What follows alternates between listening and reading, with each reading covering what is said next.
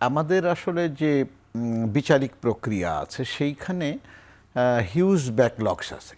আপনি দেখবেন যে আমাদের প্রত্যেকটা মামলাই চূড়ান্ত পরিণতিতে যেতে একটা দীর্ঘ সময় লাগে। এর ফলে যেটা হয়, এই কথাটা আমরা খুব সবসময় প্রায় বলে থাকি যে এর ফলে যেটা হয় যে সোসাইটিতে একটা মেসেজ যায়, বা যারা এই ধরনের অপরাধের সাথে সম্পৃক্ত বা অপরাধী মন বলে একটা ব্যাপারও আছে, এই ধরনের যারা, তারা অনেক সময় চিন্তা করেন যে একটা অপরাধ সংগঠন করলে তারপরে যদি জামিনে বের হয়ে আসি বা এরকম যদি হয়, তাহলে একটা দীর্ঘ সময় পর্যন্ত আসলে শাস্তির মুখোমুখি হতে হবে না। কারণ বিচার একটা ব্যাপার, আর আপনি চূড়ান্তভাবে শাস্তির মুখোমুখি হওয়াটা আর একটা ব্যাপার। এই দুটো তো একটু ডিফারেন্স আছে দুটোর মধ্যে। এই যে শাস্তির মুখোমুখি হতে যে একটা দীর্ঘ সময় লাগবে বলে যে একটা পপুলার ধারণা তৈরি হয়েছে সোসাইটিতে, এবং যেটার পিছনে যে একদম সত্যতা নেই সেটাও নয়। আমরা তো দেখি যে শাস্তির মুখোমুখি হতে সময় লাগে। তো এটার ফলে কি হয় যে একটা ভুল মেসেজ যায় সোসাইটিতে, সেটা একটা ইস্যু। আর প্র্যাকটিক্যালি যেটা এখানে অসুবিধা আমাদের, সেটা হলো যে আমাদের যে লজিস্টিক্স আছে, আমাদের যে সংখ্যক বিচারক আছেন, বা আমাদের জুডিশিয়ারির, যদি আপনি শুধু বিচারের কথা বলেন, তাহলে যে আপনার মানে সামর্থ্য আছে যে তার এই ধরনের এই হিউজ মামলা মোকদ্দমাগুলোকে হ্যান্ডেল করার, সেইটাতে আসলে আমাদের সক্ষমতা বাড়াতে হবে। আপনার বিচারকের সংখ্যা, তাদের লজিস্টিক ইত্যাদি, এবং একই সঙ্গে তদন্ত প্রক্রিয়াকেও আরও সক্রিয় করার দরকার আছে, এবং সেইখানেও কিন্তু এই কথাই আসবে। অনেক সময় দেখা যায় তদন্ত প্রক্রিয়া ভিকটিমের প্রতি সংবেদনশীল নয়, সেটা তো আছেই, এবং একই সঙ্গে তাদেরকে আপনার ইকুইপমেন্ট দিতে হবে এবং তাদের সংখ্যা বাড়াতে হবে। কারণ আপনার যে পরিমাণ আমাদের হাতে মামলা মোকদ্দমা আছে, সেটা হ্যান্ডেল করার মতো পরিস্থিতি আমাদেরকে তৈরি করতে হবে। সেই জায়গাটাতে এসে আমাদের আসলেই অসুবিধা তৈরি হচ্ছে যে একটা মামলা বিচারিক আদালতে আমরা শেষ করতে পারলেও উচ্চ আদালতে এসে যে পরিমাণ 5 লক্ষের উপরে মামলা আপনি হাইকোর্টে পেন্ডিং আছে। তো সুতরাং আমাদের ট্রাইব্যুনাল থেকে দ্রুতই বিচারগুলো হচ্ছে, হলো ধরেন হাইকোর্টে ন্যাচারালি, কারণ আপনার যে কোনো ডেথ পেনাল্টি হাইকোর্টের অনুমোদন দরকার হবে।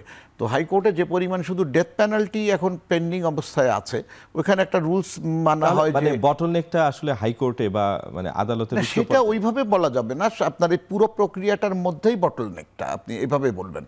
কারণ হলো যে মামলাগুলোকে আমরা বেশি গুরুত্ব দিচ্ছি সেগুলো হয়তো লোয়ার কোর্টগুলোতে দ্রুত বিচার হয়ে আসছে, কিন্তু এর বাইরে তো অনেক মামলা আছে যেগুলো দ্রুত বিচার হচ্ছে না, সাক্ষীর অসুবিধা বা নানান রকম কারণেই দেরি হচ্ছে।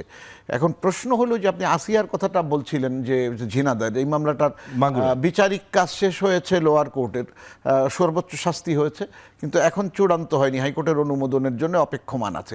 এইখানটাতে আসলে আমাদেরকে ভাবতে হবে যে এই মামলাগুলো যে আপনার দীর্ঘদিন ধরে এখানে অপেক্ষমান থাকছে, আমরা কিভাবে এটাকে দ্রুত আপনার বিচার প্রক্রিয়াটা শেষ করতে পারি। কি সমাধান হতে পারে বলে আপনি মনে করেন? বিশেষ বেঞ্চ গঠন করা, এই মামলাগুলো একটা হলো যে আপনি দুটো সমাধান আপনি ভাবতে পারেন। একটা হলো এই ধরনের মামলা যেগুলোর মাধ্যমে আমরা সোসাইটিতে মেসেজ দিতে চাই যে অপরাধ করলে, বা যেগুলো বেশি আলোচিত মামলা, এগুলো তো সোসাইটিতেও দ্রুত মেসেজ যাবে যে অপরাধ করলে আপনাকে অবশ্যই শক্ত শাস্তির মুখোমুখি হতে হবে।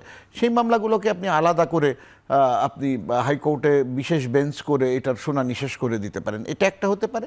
আর সার্বিকভাবে যেন এই ধরনের মামলাগুলো, মানে আরও যে আপনার এটা মৃত্যুদণ্ড বা এই ধরনের বড় অপরাধের যে মামলাগুলো আছে, সেগুলোতে যাতে দ্রুত করা যায়, সেইটার জন্য প্রয়োজনীয় লজিস্টিক, বিচারক বাড়ানো ইত্যাদি, এই যে একটা সার্বিক ব্যবস্থাপনা, এটা করা সময় সাপেক্ষ ব্যাপার। কিন্তু আমাদের সমাজে যে দাবিগুলো উঠেছে, এটা দ্রুত সমাধান পেতে গেলে নিশ্চয়ই আরো কার্যকর কোনো সিদ্ধান্ত দরকার।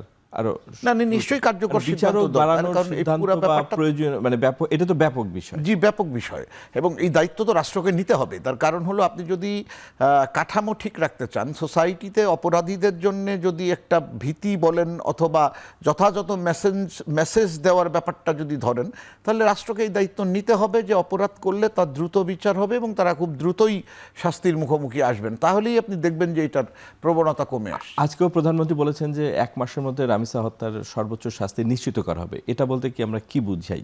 যে নিম্ন আদালতে বিচার শেষ হবে? হ্যাঁ, সেটাই হয়তো উনি মিন করেছেন যে দ্রুত 1 মাসের মধ্যে নিম্ন আদালতে যদি আমরা আজকে তো বা আগামীকাল হয়তো এটা চার্জশিট দাখিল হয়ে যাবে, তারপরে আর খুব বেশি সময় লাগার কথা না। চার্জ ফ্রেমিং, সাক্ষী এবং প্রসিডিওরগুলো, আপনি স্টেপগুলো, তারপর কি আমরা সেই আসিয়ার হত্যা মামলার কিন্তু মতোই সেখানে যদি ওখানে আপনার আটকে যাবো? সর্বোচ্চ শাস্তি হয়, সর্বোচ্চ শাস্তি হলে ওটা আপনার অনুমোদনের জন্য 7 ডেজের মধ্যে হাইকোর্টে আসতে তাহলে হবে। দ্রুত বিচারের রায় কার্যকর হবে কিভাবে? সেই হাইকোর্টের অনুমোদন লাগবে, এটা আপনাকে না, নিতে হবে। তাহলে এখানে হাইকোর্টে গেলে special- তো হাইকোর্টের প্রথম দিনই মামলা তো নিম্ন আদালত থেকে রায় হয়ে তো উচ্চ আদালতে গেলে তো প্রথম দিনই এর শুনানি হবে, না, তা না? নিশ্চয়ই হবে না, কারণ হলো পেপার বুক তৈরি হতে হবে এবং সেক্ষেত্রে আপনি স্পেশাল মেজার্স নিতে হবে প্রসিকিউশনকে, এবং একই সঙ্গে কোর্ট অথরিটিকে স্পেশাল মেজার্স নিয়ে বিশেষ কিন্তু আমরা স্পেশাল সাথে বেঞ্চ স্বাভাবিক প্রক্রিয়ায় এটা সর্বোচ্চ কম সময়ের বিরুদ্ধে শাস্তি কার্যকর হোক, সেটা তো উপায় নাই বর্তমান বিদ্যমান ব্যবস্থায়। না, সর্বোচ্চ সময় ওই যে বললাম, যদি আপনি না, বিশেষ সর্বনিম্ন উদ্যোগ- সময়ের হ্যাঁ, ভিতরে। না, নিশ্চয়ই না, নিশ্চয়ই না। আপনি যদি বলেন, হ্যাঁ, ডেফিনেটলি। না না প্লিজ। না, আমার কাছে মনে হয় আসলে এটা আমাদের আসলে একটা কমিটমেন্টের ব্যাপার আমি মনে করি, এবং রাষ্ট্রকে এই দায়িত্ব নিতেই হবে। এবং সেটা হচ্ছে যে আমরা এখন বলছি যে ব্যাকলগ হয়ে আছে, কিন্তু কেন হলো সেই জবাবটাও কিন্তু আমাদেরকে দিতে হবে। কারণ হচ্ছে যে যদি এই প্রক্রিয়াটা ত্বরান্বিত করতে চায়, ত্বরান্বিত করা খুব কঠিন নয়। আমার মনে হয় এটা আমাদের সরকারকে এবং আমাদের রাষ্ট্রকে এবং আমরা যারা সবাই কাজ করছি সবাইকে একত্রিতভাবে চিন্তা করতে হবে। এবং আমরা যে কালক্ষেপণ করি সেই কালক্ষেপণটা করা যাবে না। এবং আমরা অনেক সময় মনে করি যে যেমন ধরুন, কালক্ষেপণটা তো উদাসীনতা থেকেই আসছে, রাষ্ট্রের উদাসীনতা। উদাসীনতা আছে এবং আমরা মনে করি যে আসলে যেটা আমরা বলছিলাম যে এটাকে আমরা গুরুত্বহীন মনে করছি, যেটা শুধু ঘটনা ঘটলে গুরুত্বটা পায় তারপরে, এবং যেটা আমরা একটু পরে মানে কিছুদিন পরে আমরা সবাই ভুলে যাই।